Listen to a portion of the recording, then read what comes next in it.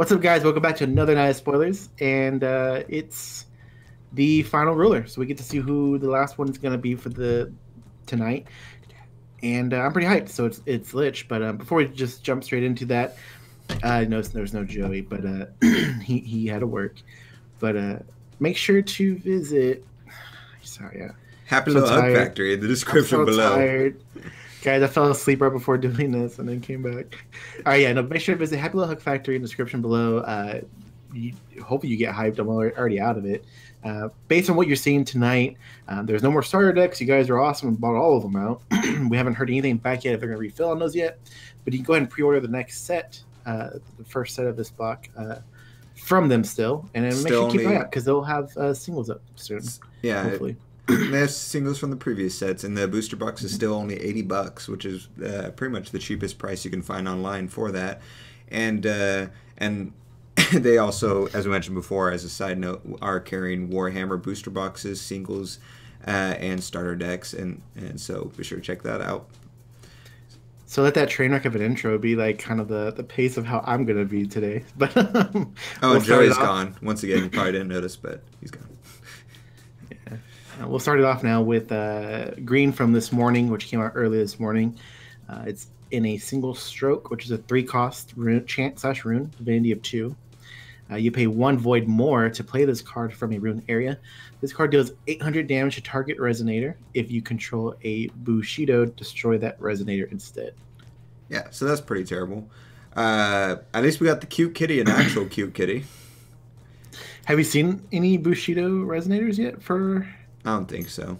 No. Bushido Resonator can't save this, though. It's not good in your deck, and it's terrible in your rune area. I was curious. Let's look real quick. This is an example of a card that deserves Divinity of 2, though. How does this card, which is a terrible card, have Divinity 2, but a 0 cost have Divinity 2? Okay. Anyways, next up, we have the Village of the Spirited Away, Kuga. It's a 1-cost edition. 1 void, tap it, remove target resonator you control from the game. Pay 2 green and tap it. Put a resonator from a removed area that was removed by this card into the field under its owner's control. It's a very roundabout way to blink. Which when I first saw it, it's a reprint, and I was kind of like, I wake up early in the morning and I read it, and I was like, why didn't you just reprint that old card and just make new art? It's like, it's fine. It did make a little bit of sense, but it could have been like opportunity for anybody wanting to run it to run the old card. It's like a perfect example of it, you know? Yeah. I guess it's good in a pinch because in response to your resonator possibly dying, you can blink it out and then bring it back in for really cheap. Different things like that, but there's too much. Maybe it'll be better post next year's rotation, but right now there's enough edition hate that I think editions still aren't super viable, especially with that high of a cost. You're going to pay 1, and unless you have an instant benefit, kind of like when Secluded Refuge is a 2 cost, but you got the instant benefit of drawing a card, so even if it got destroyed, you still had something from it. So anything that doesn't have an instant enter effect, an instant benefit, or you don't use the ability right away, I think those editions just aren't going to be too great until the edition hate is dialed down a bit. Rereading the old card, it's a little bit different, but Cottage of Cakes did pretty much the same thing this is doing right now. Yeah. Next up. Yeah. Yokai Festival, which is a 2 green and an X, Divinity 3. Chant/rune, you may pay 1 green less to play this card from a rune area. Search your deck for up to 2 Yokai with total cost X or less and put them into the field, then shuffle your deck. So that's pretty cool. It's basically for 1 extra will you're inside of your rune area, you're getting equal amount of cost inside of searching as well, so it's really good. Divinity 3 is a decently high divinity. It's specific to yokai, which I think is really good, so it keeps it, obviously there might be strong yokai and different things like that, but it's still, I feel like a really good balance to it. And the 2 cost when it's inside of your chant or inside of your deck is a decent buffer as well. So it's not too strong in either deck. So I think it's good. I like it. And then last one up is Magic Stone of Tranquility. Stone of Tranquility. It's a special magic stone. Tap produce green or tap and recover target ninja. Play this ability only during an end phase. So that's kind of a cool ability. Mm-hmm. If you have just, especially late game when you just don't have stuff to spend will on, you can just start recovering stuff during your end phase. So you have blockers or different things.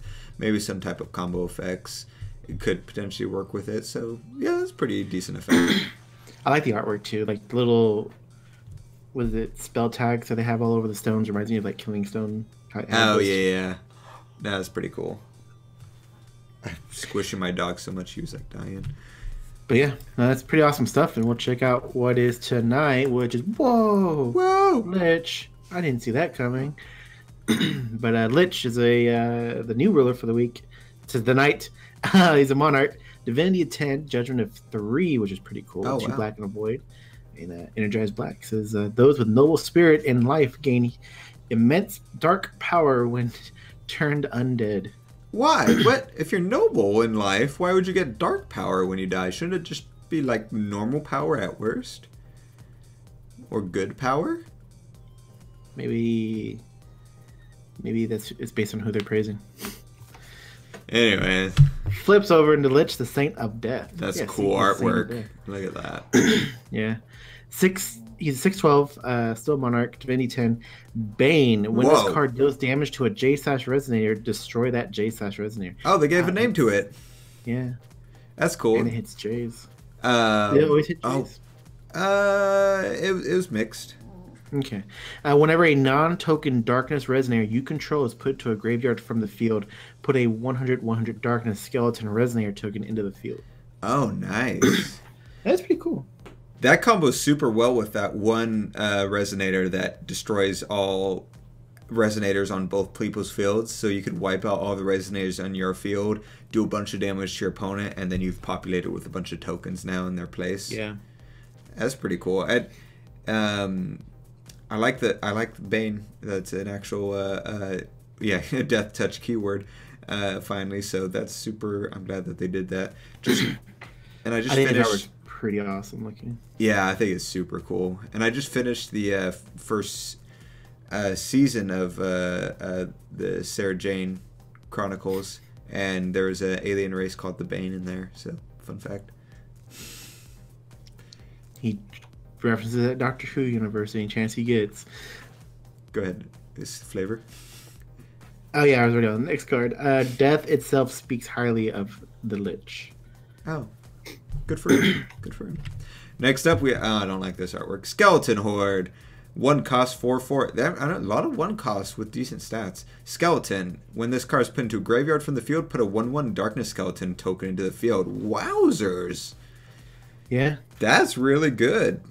For a 1-drop? If you're judgmented, like to get 2 tokens, that's pretty awesome. Yeah, there's that. Or just having a 1-drop 4/4 that when it dies, you still get a 1/1 token in the field. Yeah. That too. Also, I like this artwork. It kind of reminds me of like old school Ninja Turtles artwork. Bright and colorful and like some sort of monster. Now, imagine this. You have 4 of these skeleton hordes on the field and you're judgmented. Now you play that Resonator that destroys all the stuff. It destroys all your opponent's Resonators. Destroys 4 of yours. So those 4 it destroyed deals 400 damage to your opponent. And now you just have 8 skeleton tokens on the field as well. See, we just need another library. Just like play library, declare skeletons. Yeah. I'm liking what this could do. I imagine like the whole like actually I don't know. I have an image in my head of it's not this, but like in League of Legends, Zach, when he dies, he doesn't die the first time. He just explodes into a bunch of tiny pieces, and you got to destroy those tiny pieces to actually kill him. That's what I'm imagining. Like a bunch of resonators just go. It's just a skeleton. The flavor. Even if you crush their bones, they'll reassemble and stand again. Oh, I like it. The flavor. All right. Next up is Wanderer of the Abyss. 1 cost, 1/1. Zombie. It has an activate ability of pay 2 and put this card from your graveyard into your hand. Oh, a balanced card that pulls itself from your graveyard. Yay! They did it, Oscar. They did it. Pretty cool. Pretty average. Yeah. As long as you are in the abyss, you can never run out of the dead. I mean, yes, you can. There's no such thing as losing it. Next up is Patchwork Frankenstein. Oh. Cool. 2 cost 1,000 zombie. When this card attacks or blocks, it doesn't recover during your next recovery phase. Okay. That makes sense because it's a 2-drop 1,000. Yeah. But you can still recover it by playing, you know, we have a couple, at least a couple ways to recover it outside of the recovery phase. So there's still ways to do it. But that's super cool. I like it. It is. I do too. It's Frankenstein too, which is pretty neat. Yeah. Speaking of Doctor Who, I just saw Frankenstein in Doctor Who the other day. Free spoilers, Jesus. Each time it moves, another piece comes falling off. That doesn't seem efficient at all. Well, that's why he has to take another turn to reassemble before he moves again. Ooh, some point out, so just run it in an IMO deck and just recover it for free. Oh, yeah. There you go. Next up. Immortal Commander, 3 costs, 2 black and a void, 7/7 vampire. Flying. It says, enter, search your deck for a skeleton or a zombie, reveal it and put it into your hand, and then shuffle your deck. That's pretty, you know, decent engine just to put inside of your deck. Yeah. 3-drop 7/7 flyers, still nothing to be too terrible. Yeah, pretty good search for black and inside of a starter deck. Yeah, and if and since there's a lot of at least one cheap skeleton that's a 1-drop, you potentially will have enough will to play this, search your deck, grab it, play it on the field, and it could help set up for like a combo, like I said before, where you get everything exploded. Vampire's Reign is the strongest of the undead. Next up, I like this artwork. That's pretty. I love. That's really pretty. Yeah, I love the hand, like all the colors, how they made that.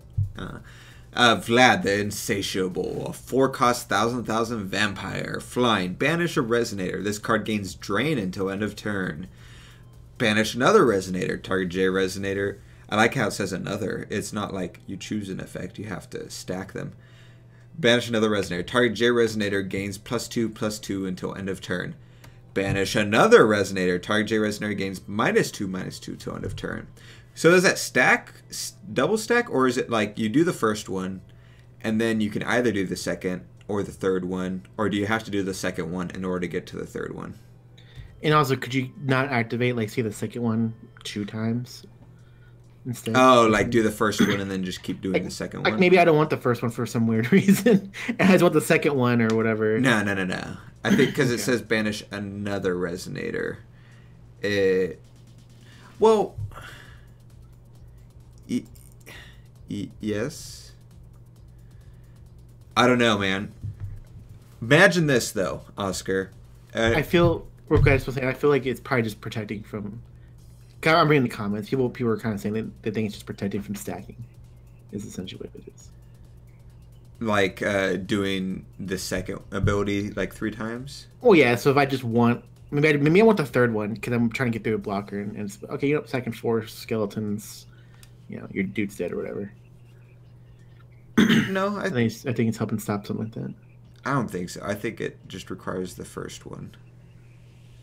I don't know. But imagine this. Imagine you have those 4 skeletons, resonators on your field. You banish one to give this drain.